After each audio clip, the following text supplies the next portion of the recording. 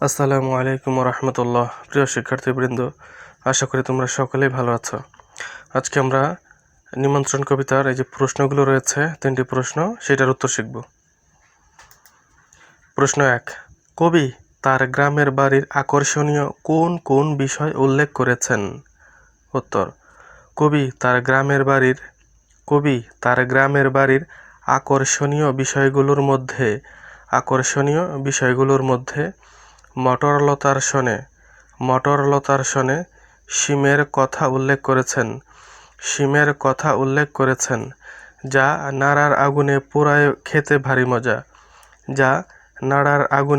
খেতে ভারী মজা। শালুকের কথা, যা দিয়ে খুব বড় করে মালা গাঁথা যাবে।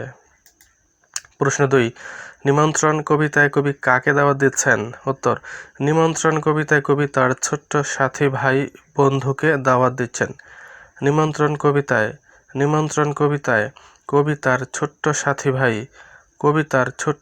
ভাই বন্ধুকে দাওয়াত দিচ্ছেন। প্রশ্ন 3, কবি তার বন্ধুকে কি জিনিস দেবেন? উত্তর, কবি তার বন্ধুকে শিম এবং শালুকের বড় মালা দেবেন।